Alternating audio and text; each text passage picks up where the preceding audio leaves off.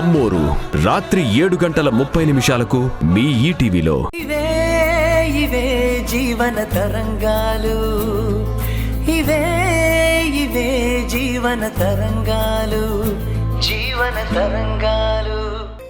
సూటిపోటి మాటలతో వెక్కిరిస్తుంటే వాళ్ళకి సమాధానం చెప్పలేక ఒంటరిగా ఇదే దేవుడి ముందు గుండె చెరువయ్యేలా ఏడ్చేదాన్ని.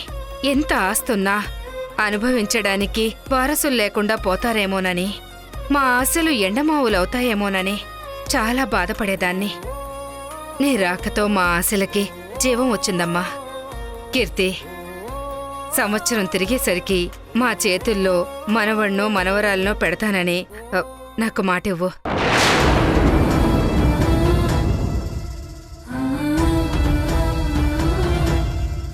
ఆదర్శ్ పైకి మొరటుగానే కనిపిస్తాడు కాని వాడి మనసు వెన్నమ్మ.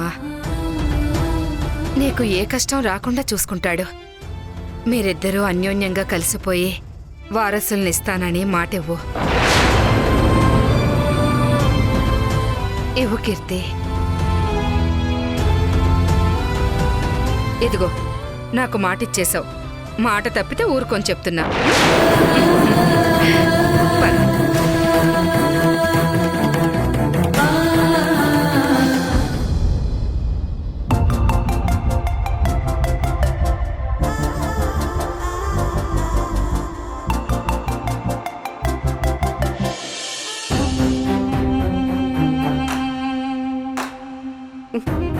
ఏంటమ్మా అలా చూస్తున్నావు? నేనెలా ఉన్నాను? ఇంట్లో వాళ్ళందరికీ కన్నీళ్లు మిగిల్చి నువ్వు మాత్రం బడాయిపోతున్నావు. నీకు కొంచెం కూడా బుద్ధి లేదే. ఇంతమందిని బాధ పెట్టి ఏం బాగుపడదామని ఇంతలా రెచ్చిపోతున్నావు? నేను పుట్టినప్పటి నుంచి పెళ్ళయి ఇప్పటి వరకు సంతోషం సుఖమంటే ఎరుగను. మొన్నటి వరకు కూడా నా జీవితంలో కష్టాలు కన్నీళ్లే తప్ప సంతోషంగా గుర్తుపెట్టుకోవడానికి ఒక్క తీపి జ్ఞాపకం కూడా లేదని నీకు కూడా తెలుసు. ఎప్పుడుంటామో ఎప్పుడు పోతామో నీకు తెలీదు, నాకు తెలీదు. Life is so short. ఉన్నప్పుడే అనుభవించాలని జ్ఞానోదయం అయింది. అందుకే నాకు నచ్చినట్టుగా ఉంటున్నాను. నీకు కష్టమని నేను మారలేను. వినాశకాలే విపరీత బుద్ధి అని నీ సంతోషం కోసం మమ్మల్ందరినీ బాధ పెడతావా? కీర్తికి పెళ్లి చేశావని మీ అక్కా బావ వాళ్ళు ఎంత బాధపడుతున్నారో కొంచెమైనా ఆలోచించావా? ఆలోచించినా ఇదే చేస్తుండేదాన్ని. అయినా నేను బాధ పెట్టానంటావేంటమ్మా? బాధ పెట్టిందే మీరు. నా పరువు తీసిందే మీరు. నన్ను జైలుకి పంపించడంలో భాగం అయిందే మీరు.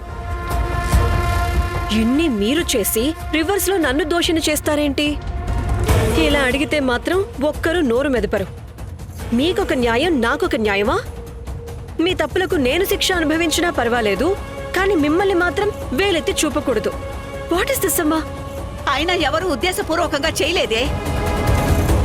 ఆలోచిస్తే అది నీకే అర్థం అవుతుంది. ఇలా కక్ష కట్టి సాధించడం తప్పే. నా ప్లేస్లో వేరే అమ్మాయి ఉండుంటే, తనకి ఇలాగే జరుగుండుంటే తను మీ మీద తీసుకునే రివెంజ్ వేరేలా ఉండేది.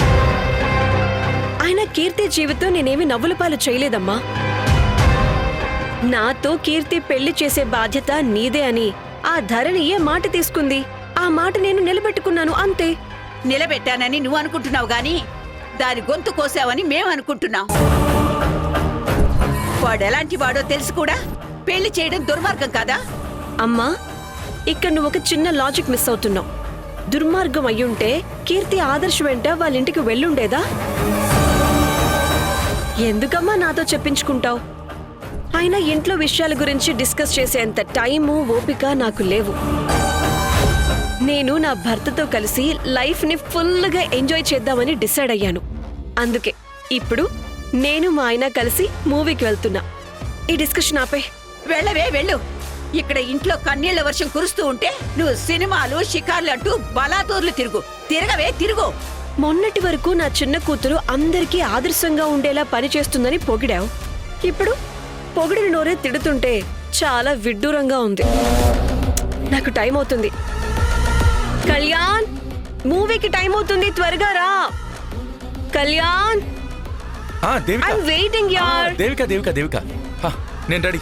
పద వెళ్దాం. కళ్యాణ్ ఎలా ఉన్నాను? చాలా బ్యూటిఫుల్ గా ఉన్నావు దేవిక. టేక్ ఏ బావ్. దీని బిహేవియర్ చూసి మా అత్తగారికి మెంటల్ వచ్చేలా.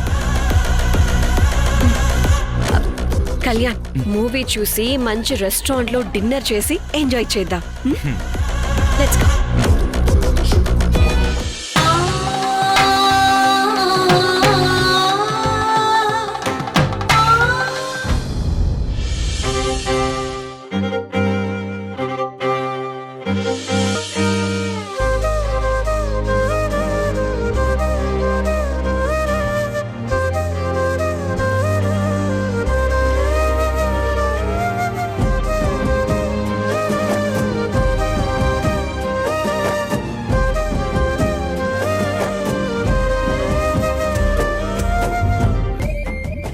ఆదర్శ్ నీ కోసం ఎదురు చూస్తూ ఉంటాడు.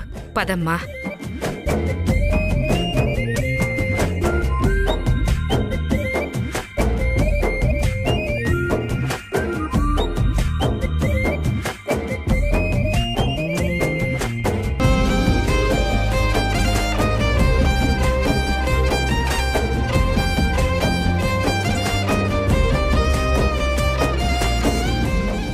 Welcome welcome welcome welcome. ఇప్పటి వరకు క్లాస్ రూమ్లోకి ఎంటర్ అయ్యి లెక్చర్ ఇచ్చి నీకు ఇలా శోభనం గదిలోకి పాల గ్లాస్తో ఎంటర్ అవ్వడం క్రేజీగా ఉంటుంది కదా? క్రేజీ అన్న మాట కాదు గాని నా మాటని మన్నించి నన్ను పెళ్లి చేసుకున్నందుకు చాలా సంతోషంగా ఉంది ఆదర్శ్. మా అమ్మ వాళ్ళు నిన్ను ఏ అర్హత ఉందని నన్ను పెళ్లి చేసుకున్నావని తిట్టి అవమానించినా పెద్ద మనసుతో ఓర్పుగా భరించి ఎలాంటి ఈగోలకు వెళ్లకుండా ఈ ఇంటి కోడలిగా తీసుకొచ్చావు. నీ గొప్ప మనసుకి థ్యాంక్స్ అని చెప్పే మాట చాలా చిన్నది ఆదర్శ్.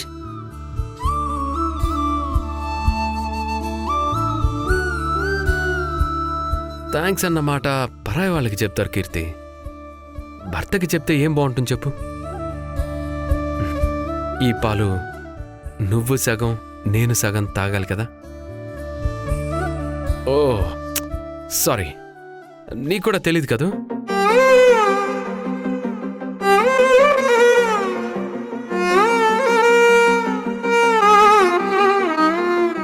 శారీలో ఇంత అందంగా ఉంటావని అస్సలు ఎక్స్పెక్ట్ చేయలేదు కీర్తి.